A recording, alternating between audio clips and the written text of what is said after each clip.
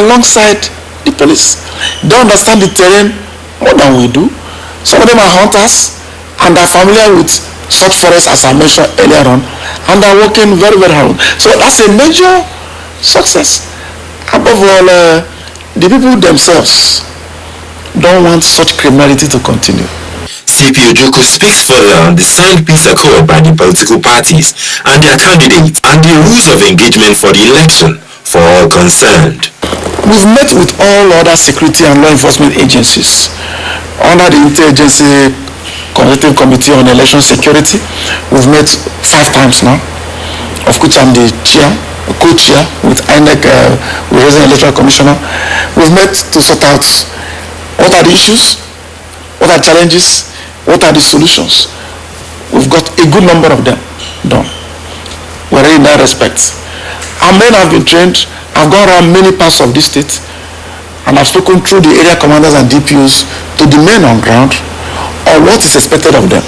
Don't forget, just this year, March and April this year, we had an election in this country. Kogi also participated. So there's a carryover of lessons learned in those 2 elections, the presidential and the governorship in nationwide. There's a carryover of lessons learned into this one. So all we are doing is like a rehearsal. In the police, we call it a refresher. We are refreshing their memories. Nigerian police here too, we have done a lot of workshops and seminars with other interest groups or stakeholders. We've done with women groups, we've done with youths, we've done with NGOs and civil society organizations, we've done with traditional rulers, we've done with religious organizations, all of which, if the police are willing to do the work of which we are, and the people are not willing, it becomes a problem. Police is about people, and we police with people. So we have networked with every stakeholder to ensure that our own role as police will not be jeopardized by their own inability or lack of interest or compromise. We've also networked with the media in many respects. Above all, our men are motivated. We have the will, we have the zeal, and we are ready to go. There were about 3,000 voting points during the election. You have 22 candidates for the election, about 1.3 million registered voters, those that have permanent voters cards. The police strength, this is a stand-alone election. This is the first being conducted by the present administration in the country. So you can be sure that the government will be interested in what's going on in Kogi State to make sure it goes on well. And that will translate to Nigeria Police. Nigeria Police moves to where the interests of the people of Nigeria are. Every Nigerian is interested in what's going on in Kogi. By that same fact, the entire Nigeria Police Force is interested in what's going on in Kogi. So I can assure you that the entire strength of Nigeria Police will mobilize to Kogi. But you know Kogi will be too small to contain all of us. So we are going to have enough personnel. The IG has assured that is in his heart to make sure Nigeria Police discharge it creditably as we did in the other 2 elections I mentioned earlier this year. So we have enough police strength coming from contiguous states to assist us as we are doing that. Kogi State will be small enough to contain the Nigerian police. That is actually a profound word from the man who has seen it all and who I call a encyclopedia of police in Nigeria. Yeah, you were there, and what did you take out of the whole arrangement security-wise in Kogi State? Well, it's quite very impressive in that I commend the Commissioner of Police and the different agencies, for the synergy. This is the kind of affinity we need, in order to ensure safety and security in our nation. And with regards to the election, and his team will go around the state to to see what it's like, to feel the pulse of the people. And from what we saw, with the kind of meeting, that painstaking meeting, and this has been for, as soon as he got there as Commissioner of Police to begin to man affairs, in terms of security, he has already started planning ahead for the election. And it's so obvious from everything that we observe that this election is going to come out very credible. And in terms of ensuring safety and security for everyone who will be there, I think that they're quite prepared for it. And this is going to be a very good precedent. More so that this is the first election of this sort that is taking place with this new administration. Yeah, that is important to note there, because since the advent of the President Buhari's government, this is the first election that will be superintended under his leadership. Absolutely. And also by the new INEC national chairman also. So it's some would say it's a litmus test for them. It is a litmus test, but I think the silence. The beauty of it is that you can feel the underlying factor, which is it's going to be credible. Without the president saying a word, everyone can tell that this is one government that is ready to do the right thing. And surely that's true. I want to believe that, but we want to look at the issue of security, knowing that I know one word that came out from that meeting in Lokoja was dotting the I's and crossing the T's, which means everything else is ready. The commissioner is an encyclopedia of some sort. Anyway, that is saying wishing you well in Kogi State, the CPA Manuel Ojukwu, our friend Halilu Apai, the rec in Kogi, and all those that are putting heads together to ensure that there is security for the electorate and the materials. The days of hijacking of ballot boxes, we hope will not reoccur, and we believe it will not reoccur in Kogi State.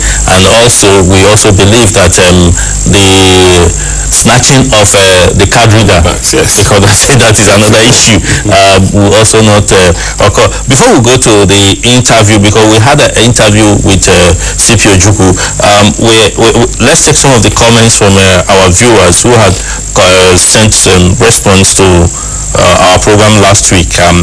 If you've not taking the advantage of our feedback mechanism, please do. We can reach us through the email secwatchafrica1997@gmail.com, or through our Twitter account, SecurityWatch97 @SecurityWatch97. You can tweet to us so that we can communicate with you, or communicate to us through the Facebook fan page, Security Watch Africa.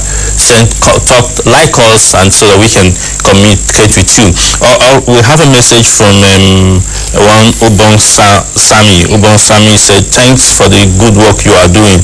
Please, how can I be part of you people?" Thank you, Sami, for your desire to be part of what we are doing. All you can be part of it by being security conscious, making sure that you report any untoward activities in your environment to the security agencies, or contribute by reporting to us if you notice any breach in terms of security in your area.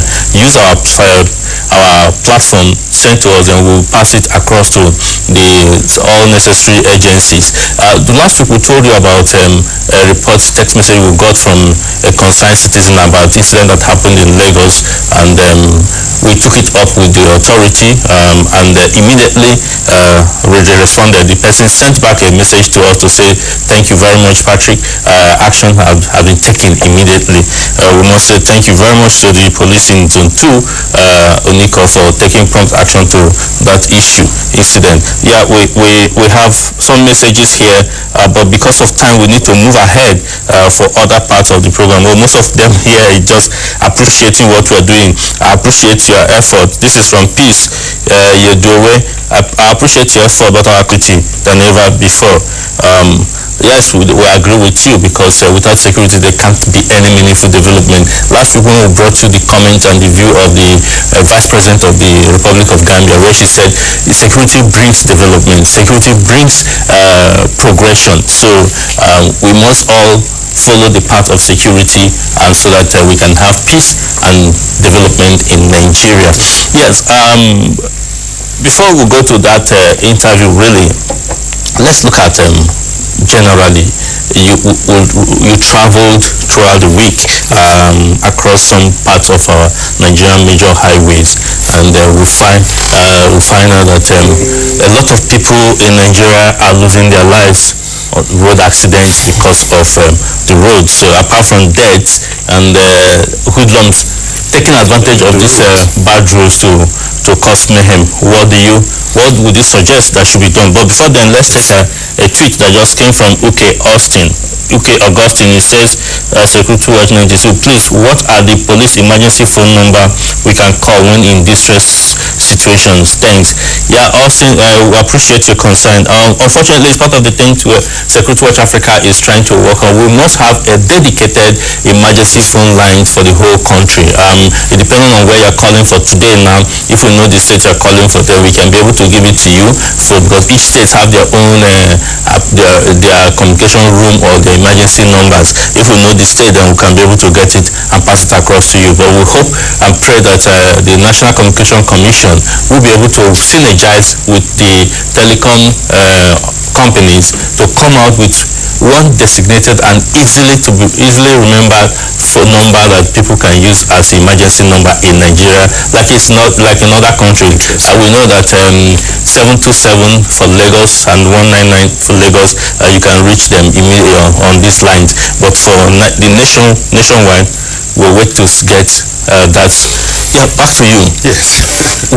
How do you think these are roads are looking, and what can be done? Most very sincerely, it's very saddening, very painful that the impression, there are quite a number of erroneous impression about especially the roads in the northern part of Nigeria.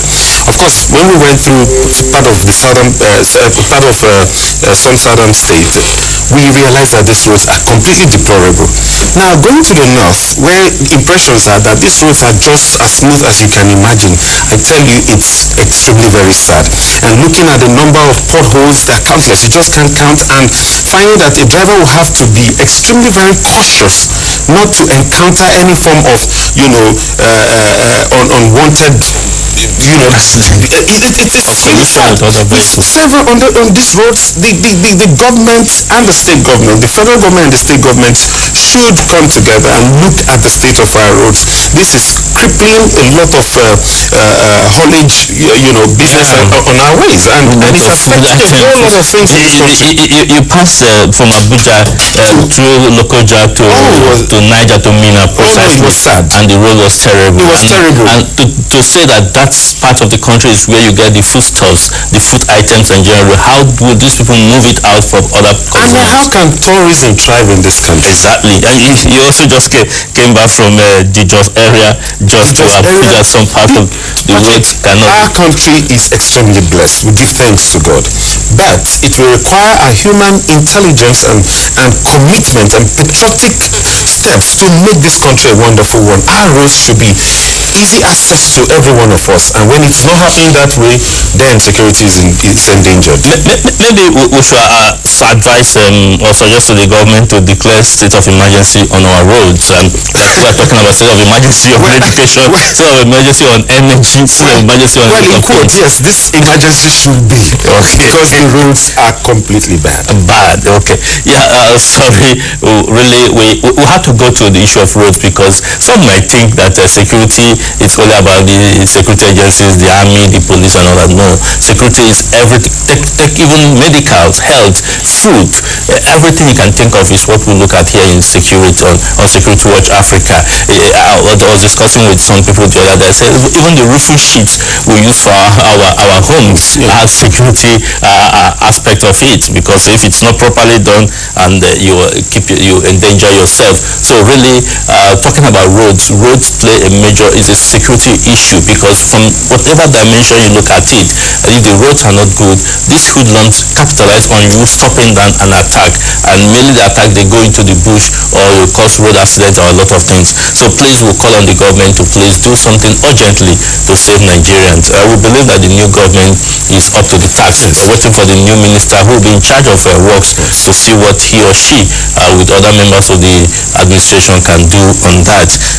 we still want to remind you that come November 23rd, 24th, 25th, this 2015 in Houston, Texas, United States of America, the 12th African Security Watch Award Conference and Exhibition will be holding, and it's generating a lot of interest. Already we have so many heads of government showing interest from across the continent, showing interest about it, because one of the reasons is that we want to go there, showcase the Africans best to the rest of the world, and also to discuss our collective problems, which is issue of insecurity and terrorism, and see the equipments that are available that can help us. What do you need to add? I think that this is a major event in the calendar of events around the world. This is the 12th edition of the Security Watch Africa Awards, and this is one award that is on very strong strength of excellence and merit that previous winners have emerged. And this year's own, being the 12th edition, is quite a grand one that will be taking place in Houston, Texas. And the reason is that it's time that Africans begin to tell their story. We need to tell our stories, and with this particular award showcasing the best of Africa's security men and women, I think it's time that America feel us and the world feel us very strongly. And we are asking that everyone who needs to participate, and for every Nigerian, this is a time to applaud this and also support it in every way possible. And we believe that the eventual winners are indeed worthy of this particular award. And I tell you, it's going to take place live in Houston, Texas. All right. Yeah, that is the international assessor talking, saying it there the way it is. We also have a tweet here from Philip Doku. He says, Security Watch Africa, please keep doing the good work of keeping citizens posted on current security challenges. My problem is the night checkpoints. I don't know what it's all about, but really we need some presence of security even at night. But it's for them to do the right thing that is the issue. We have interacted with most of the security chiefs, and the issue is that they want the people to do the right thing. And I don't know what else can that message be said to these boys. It comes down to one thing, doing the right thing. And it comes down again to patriotism. And as we said last week on this program, no country becomes self-reliant without security, and we need it. Thank you very much. Phil, I must say thank you for being on the program today again, because we must leave for that program to continue. We have a lot of messages coming in on our Facebook fan page. Unfortunately, we won't be able to take it right now because we must give room for other programs to continue. But next week, we must take all these messages, God willing, until we come here again next week.